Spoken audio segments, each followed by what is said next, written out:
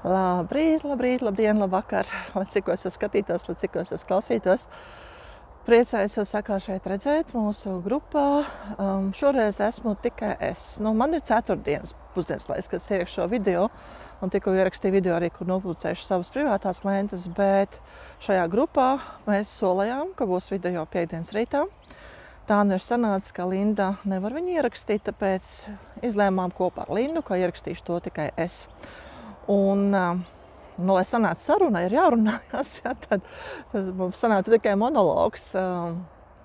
Bet es tomēr piedāju, ka mēs veidosim sarunu un runāšos es ar jums, mīļās dāmas. Protams, mēs tā kā ar Lindu runājamies, mēs arī tā kā ar jums tā kā drusku cenšamies parunāties, bet arī šī reize būs tā, kad es runājos ar jums pavisam noteikti.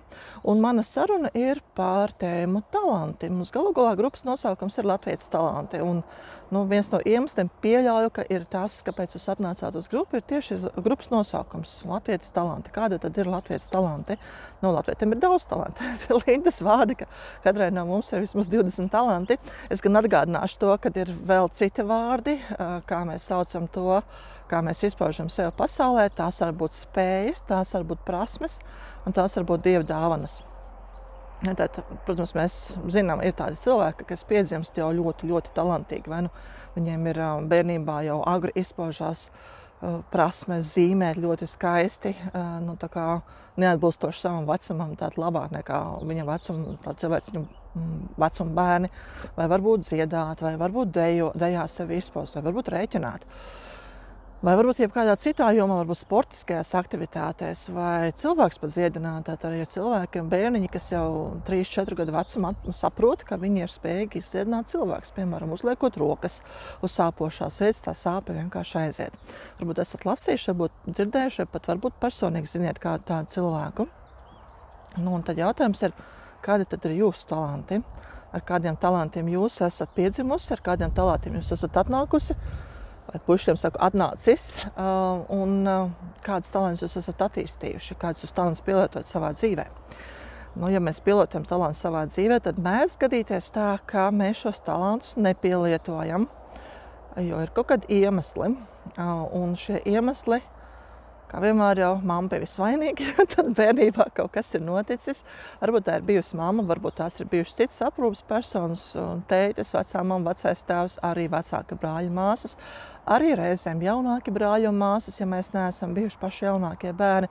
Tad, ja pēc mums ātri vien piedzimst jaunāks brālis vai māsiņa, tad mēs savā mazajā bērnu prātā kaut ko izsacinām.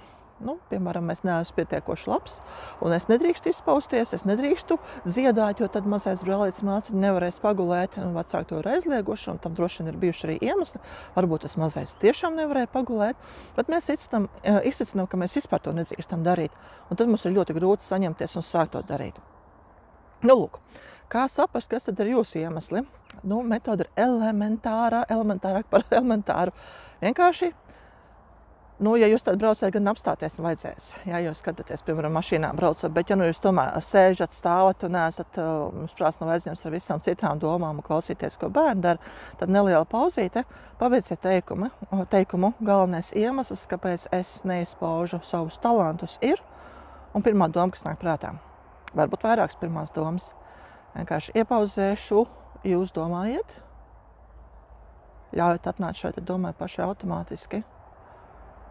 Un, ja vajag vairāk laika, tad ļaujieties tam, es nedaudz pačalošu tālāk, pierakstiet to, pierakstiet sev, un jūs drošinieties pierakstiet komentāros. Es ļoti priecāšos par jūsu komentāriem, jo tas, protams, radīs man visādas idejas, kā jums varētu palīdzēt, piemēram, grupas veidā kaut kādu nelielu darbiņu taisīt.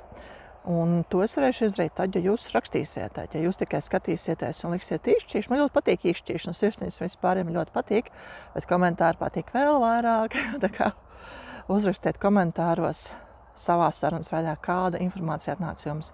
Kas ir tie jūsējie iemesli, kāpēc jūs neizpaužat savus talantus? Un es pat dzirdu dažus, kuri saka, neteikšu ko, jūs izlasīsiet pašas. Komentējiet, kādas jums atziņas nāk pēc šī video klausīšanās, noskatīšanās, un kādas atziņas jums nāk, kad jūs skatāties citus mūsu video. Tas ir ļoti vērtīgi gan jums pašām, gan mums. gan visiem pārējiem, kas lasa šos komentārus. Gan, ja jūs pamanīsiet, ka kāds cits kaut kur ir sarakstījis savus komentārus, tad jums arī raisās visādas domas, idejas, un tas palīdz. Kaut kādā ziņā tajā ceļā, ko mēs saucam par dvēseles pašizaugsmi, kurā mēs esam visi iesaistīti, pilnīgi visi. Sākot no zīdainīša līdz vecam cilvēkam, kurš jau guļ uz nomiršanas gultas, mēs visi nepārtrauti augam, jo, ja mēs pārstājam augt, tad mēs sākam degradēties. Tad nav tāda stāvēšanas uz vietas, vai nu viens virziens vai otrs virziens. Es jau gan ticu, ka jūs esat šajā grupā ienākuši, un daudz no jums meklē iedvesmu, daudz meklē kaut kādas idejas, daudz vienkārši vēlas iepazīt sevi, kāds vēlas pastīties, ko mēs šeit darām, paustīt gaisu. Tad jūs jau meklējat, jūs esat meklētāji, un tie, kas meklē, tie kaut kad atrod. Reizēm, vai ļoti bieži, mēs meklējam ārpusē, mēs aizējam uz kādu nākošo semināru, uz nākošo kursu, kas, protams, ir ļoti, ļoti vērtīgi, īpaši tad, ja šie kursi aizved atpakaļ pie jums. Bet patiesībā jau viss atbildes jums slēpjās iekšā, un šīm atbildēm var tikt klāt, tad, kad mēs uzdodam tādus atvērtos jautājumus, ka es jums uzdevu tikko. Galvenais iemesls, kāpēc es neizpaužu savus talantus, ir. Tādi jautājumi var būt daudz un dažādi. Šoreiz šis viens. Ļoti gaidīšu jūs atbildes, tā kā komentējiet. Uz tikšanos nākošu nedēļu. Nezinu, vai būsim divatā atkal ar Lindu, iespējams nē, bet ja nebūsim divatā, tad būšu atkal es viena, lai turpinātu būt šeit kopā ar jums šajā lielajā piedzīvumā, ko mēs par dzīvi saucam. Pagaidām es saku atā.